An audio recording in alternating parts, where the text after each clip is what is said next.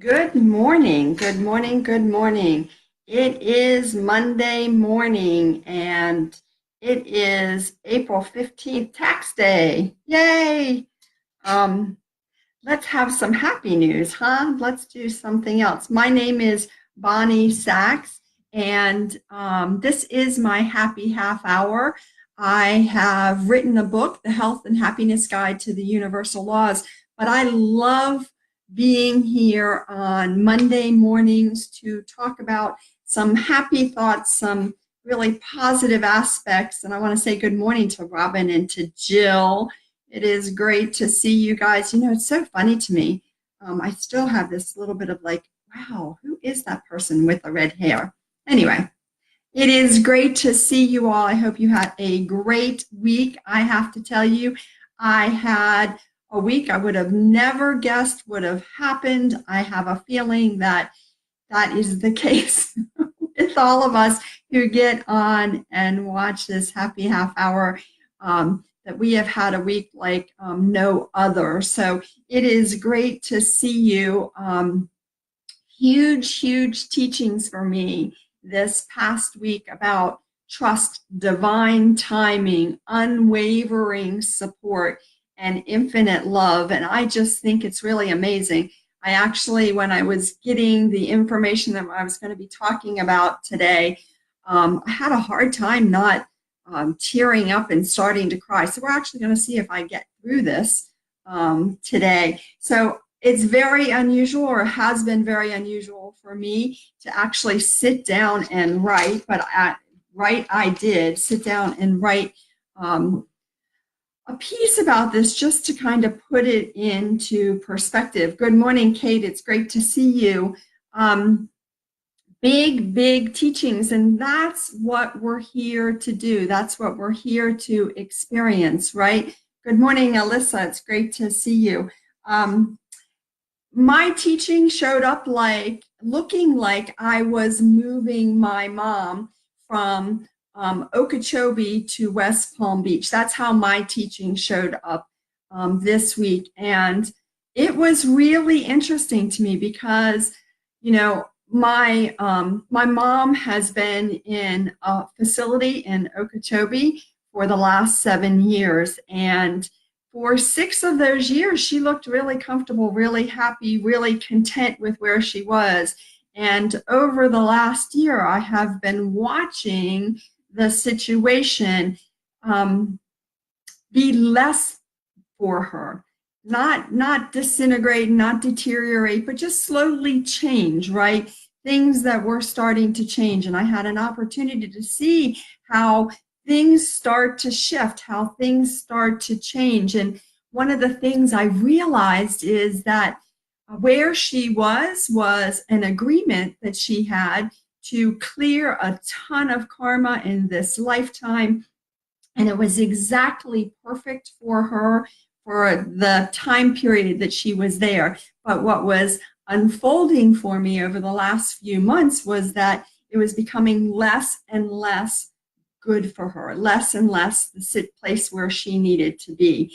And this last week, it kind of all burst, and it was time to make some changes and really for me to learn more about trust and divine timing, as I said, unwavering support and infinite love. So, you know, she was in a place, she had started to say she wanted to move, and I had started looking at it, but it wasn't really until my daughter went to go visit her. My daughter, Sarah, I've talked about her a lot, went and visited her, and we walked out of the facility, and Sarah said, if she was my client, I would have her out of there today.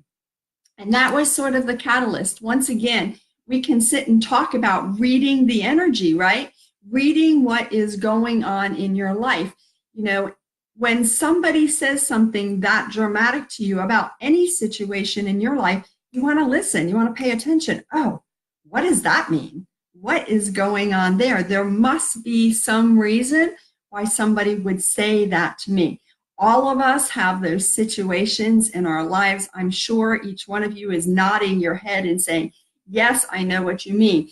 When something like that happens, you go, oh, that was to wake me up. That was for me to pay attention. There is something more going on than what I thought was happening. And so it really, for me, was the wake-up call, okay, let's do this. And we started looking at places, creating a list, figuring out where she needed to go. Good morning, Brandy, and good morning, Jackie. It is great to see you all. And we just started making phone calls. And when I say we, I don't really mean we. I mean my daughter was making phone calls. My husband was making phone calls. I was not engaged in it because I was in fear, right? What am I going to do? How am I going to know? How is this going to work? How is the money going to be handled? I went into all kinds of, I can't do this. And it wasn't actually until I stepped up and I made the phone call and contacted the facility that things started to unfold. That's that trust piece, right? I heard trust, trust, trust. And I was like, but I'm not sure, and I don't know, and how is this going to work? And right, do you all do that? Do you all go into those conversations where you know there's something you're supposed to be doing, but would rather go into I don't know than, okay, I'm going to do this. Okay, let this happen. All right, let's move this fear and this unconsciousness, because that's really what it is, right? That fear is fear that I'm going to make a mistake, fear that I'm going to do something wrong, fear that somebody's going to be mad at me. I mean, in my situation, it was like, my brother might be really ticked off if I go find a new place for her and it's going to cost more money, right? Totally cool.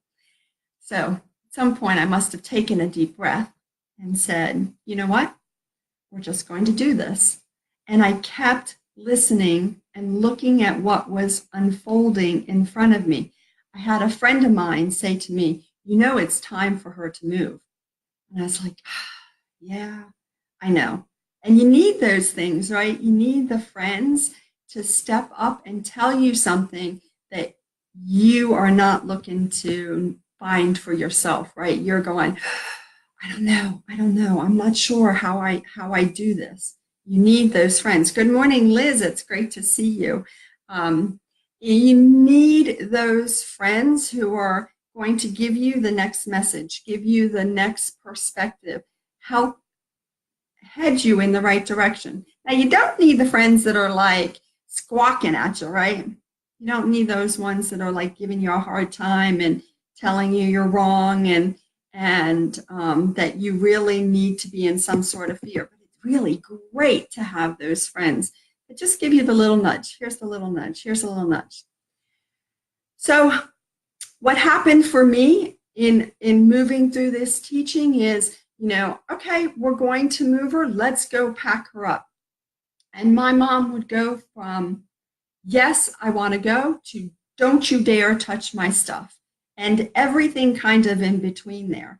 And I had an amazing opportunity last Tuesday to actually walk in her room and see her be in the don't you dare touch any of my stuff, to be so angry and so fearful and so mean. She was so mean, but I knew deep inside, I could look in her eyes and I could see it in her eyes that meanness, that anger, that fear was not the truth of her, was not who she was. And I could see the love that was deep in her eyes. And there was that very clear message for me that this was an agreement. This was the agreement that I made, that I was going to help her do this even when she wasn't willing to do it for herself. And David, I see you popping in, that I was amazing. I was sort of amazed by the fact that I could see who she was. I could see beyond all of that external stuff, right? All of the anger and the fear, I could see past it, but I couldn't move it. I couldn't get past it. And luckily for me, the universe steps up and helps out. I actually had picked up my phone and sent a message to a number of friends, and I said, You need, please help. This is an emergency call. Please help. Anything you can do, send anything you can. And then I walked out of the room. I had to go, I went and had a meeting with somebody, and we were actually out of her room for about 45 minutes, almost an hour. And when we walked back in the room, I had a beautiful chance to see how the energy can shift, to actually see energy healing in action. Because I walked back in the room and she was like, okay, I'm ready to go. Okay, let's pack that up. Okay, let's move that. You know, am I going to be able to take this? And she literally shifted her whole demeanor, her whole behavior. And we were able to pack up a bunch of stuff and load it into our car before she started to shift again, right? Because what you may see in your own life when you're having a situation with somebody, you may see them go back and forth between being all love and moving forward and being fear and not being able to move at all. You may actually absolutely see it shift from one to the other and back again. And it's really great for you to know that the truth of them is always the love. The truth of them is always whatever is not the fear, the anger, the unconsciousness, the pain. I am sure there are some of you that have been dealing with people who have been in deep pain, deep sorrow. And anything that they say when they are in that is not the truth of them either. The truth of them is that they are beautiful beings of light that are here having an experience. And when they are in that fear, that pain, that anger, they can't possibly show the truth of who they am. Really? They can't possibly show the truth of who they are. They have to be trusted that it's there. So we actually had that situation of my mom going back and forth between yes and no several times last week. When it came time to actually move her and put her into the van, my mom is in a wheelchair, to put her in the van. This is a woman who had not been in a vehicle in 7 years. She was terrified of what was going to happen. I encourage you all to take a journey back to what it was like when you started elementary school or started middle school or junior high, or when you started high school, or maybe it was when you went to college, and that fear that you have that no one is going to like you, that you're not going to know your way around, that you're not going to know what is happening and how it's happening, and your stuff is not going to be available. I personally remember being afraid that I was never going to get back to my locker in time in between class, that I was never going to be able to do that.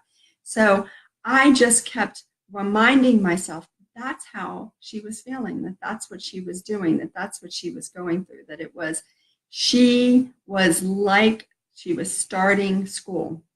She did say to me several times, I'm 82 years old. How do you expect me to move into a new place, to make friends, to, learn all of this stuff? I'm way too old for that. And I just had to keep holding her in a space of love and saying, it's okay, you got this, you got this, right? I had to keep trusting that this was what she was supposed to be doing.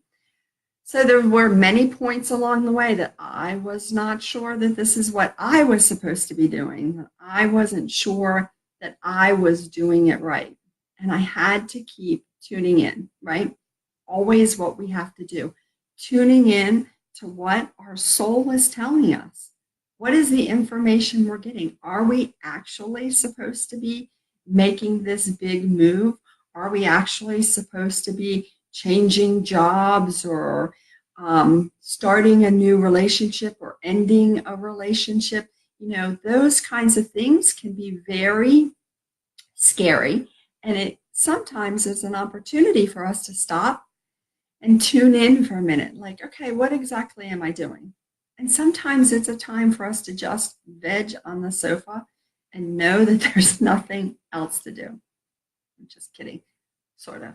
I did a lot of that, right? I did a lot of that just sitting on the sofa and wondering what was next, waiting to see what the next step was. And fortunately, it continued to show up. What was the next step? Okay, let's do this. Now, you all might have that situation where you decide what your next step is, but you're not sure that that's really your next step. Or you start doing the next step and you're not sure that that was the next process, right? So for me, it was, oh, well, my husband and my son should take some stuff over to her. They should take this stuff over because it's going to be an opportunity for her to see that there's more of her things there at the facility. She's going to be able to engage with them. She likes them. Yeah, not so much. Not so much. But somewhere in that process, I did the, oh my God, I made a mistake. I was wrong. I shouldn't have done that. What was I thinking? That wasn't what was next. Why would I do that? Right? We start to doubt. We start to worry that we're not making the right decision, that we're not moving in the right direction. I had a ton of that. Hey, Elaine, it's great to see you. I had a ton of, I am not doing the right thing. I had a ton of, whoop, screwed that up. Whoop, that's not the right move. And then I had to remind myself that there was the divine timing that was at work. I would not have moved forward if it wasn't the next step. I had to trust that this was the next step, that that was what was supposed to happen, that there is a reason why that occurred. There was a reason why, my husband and son went to the facility to be with her. There was some sort of perspective on that. I just had to trust that that was the case. So I think it's really interesting because I just received a message that was just reminding me how much I'm loved, reminding me how much I am supported. And it's really important for us to know that as well, for us to know that we are totally loved and supported in all of the processes that we are going through, regardless of what it looks like, regardless of how ugly the situation looks, or regardless of how many mistakes you think you are making. We are totally loved and supported in everything we do. Now, this morning, I was laying in bed and I was thinking about this whole situation and processing again what I was going through, what I was feeling. And I could suddenly feel that fear come up again, like, oh my gosh, this is the wrong thing to do. This is, I've made a bad decision. I've probably scarred my mother for life. It's kind of funny when I think about it. That, and I was like, oh, wait a minute. I know this answer. The answer is I need to give myself a healing, right? I need to look out for me first. Let me give myself a healing and let me ask to clear my channels. Let me give myself some oxygen, so to speak, and then I can go and look at it again. And then I can look at the next step of it. All of us, when we are going through these crazy times, when we have these challenges that we just can't seem to get around, when we just can't connect with what we're supposed to do, we want to remember to take a step back and to ask for help, ask for some support. Now, in some cases, that might be somebody who is within texting range of us, right? That we can text somebody, that we can say, hey, can I get some help here? Or, that might be somebody that we call and we say, you know what? I need to go for a drink. And we have a conversation with them, right? But that also might mean that we just stop and we ask for help internally, right? We just stop and we say, can I please have a healing on that? Can I please have my channels cleared? Can you clear out whatever is in my mind that is keeping me from knowing what is next, which is keeping me from trusting that I am making the right move, which is keeping me from seeing this other person in love. Whatever it is, we can always ask for more help. It's such a beautiful thing. And trust me, I asked for crazy amounts of help. I have a friend that said the quantum field has been pinging her like crazy because I'm constantly saying, I need more help here. I need more help here. Can I have some more help here?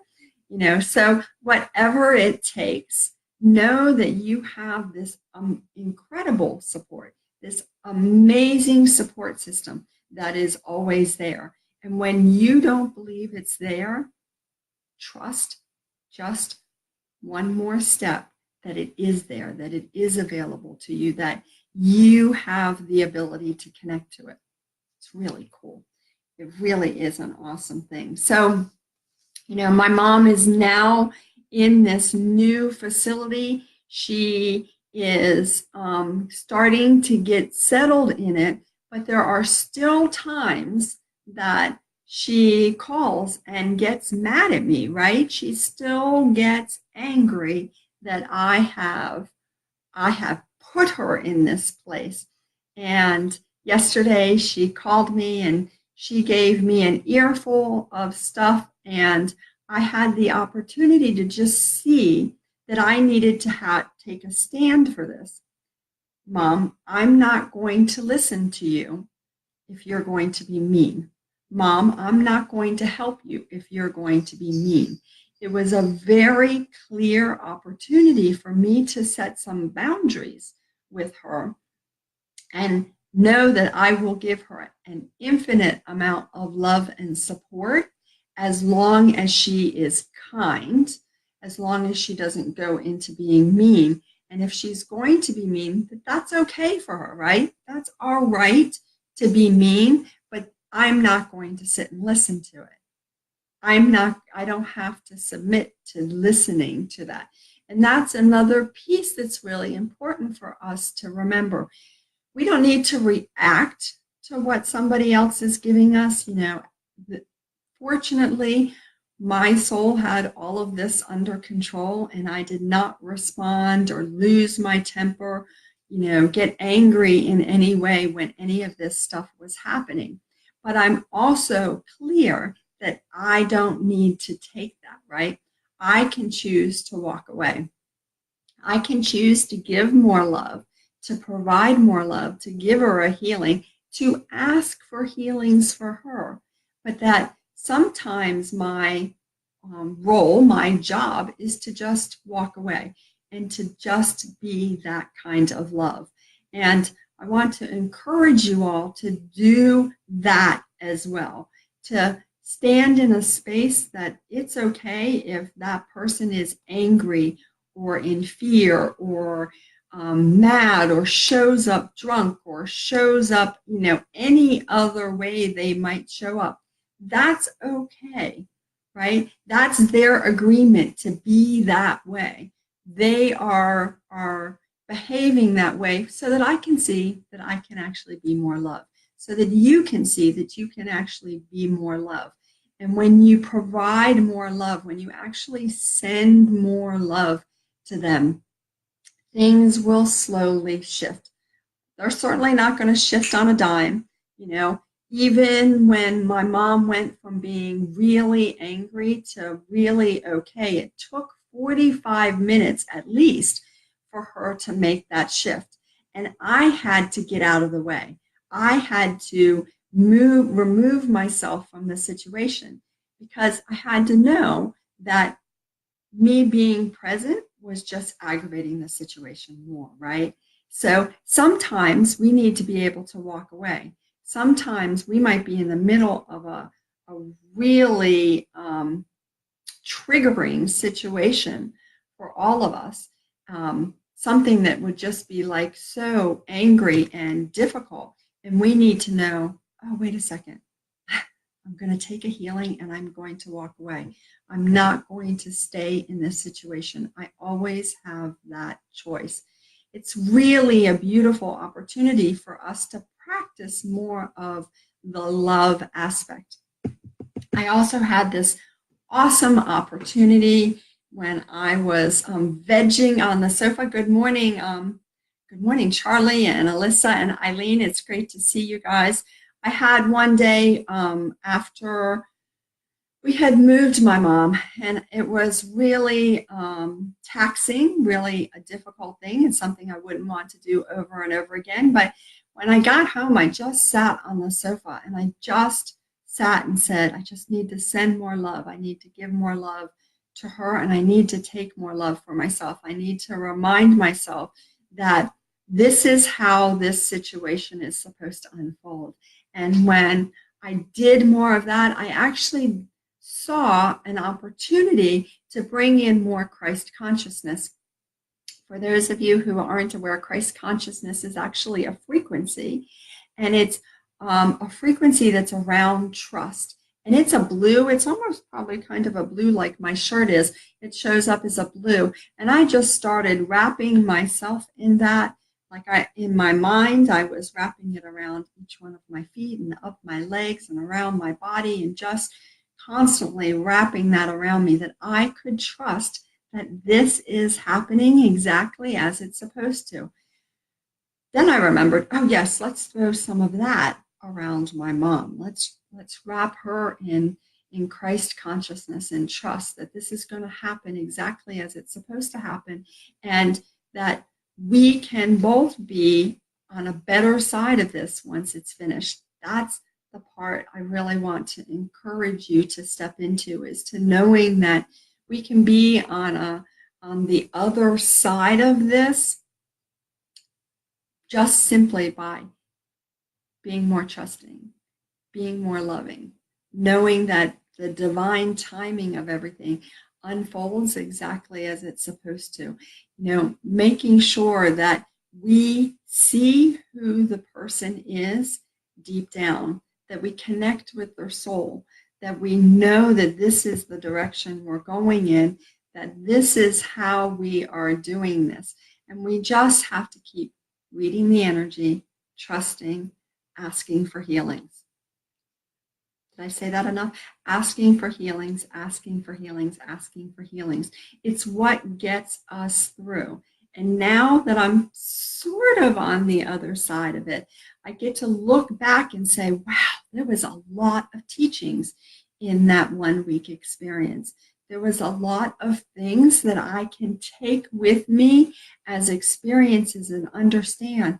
That's how you can be more love. That's how you can trust that what you need will be available to you. You just have to keep giving more love, giving more love. I keep saying the same thing because that's basically all it is. It is being okay with however somebody else shows up, trusting that that's exactly how it's supposed to be. And remember, looking out there for the next step, looking for the next piece, following the energy, listening when somebody turns around and says to you, you just got to keep packing, or, you have to make that phone call yourself, or just keep going, just keep going, just keep going. It's really a beautiful thing. So I want to encourage you all to take on something this week, to take on something that you're going to look at from an energetic standpoint, that you are going to say, it's okay. I can look at this and take this on, and I can see it with more love. I can see it with more trust. I can bring in more Christ consciousness. I can bring in more joy. I can bring in more understanding, and just keep seeing how you can shift what is going on. Just keep adding more love to it. And you can always send me a text, send me a message, and ask for more help, because I am always available to you, always willing to help out in whatever way I can. I hope you all have a great week, a relaxing week, really healing week, and I will see you again soon. Take care.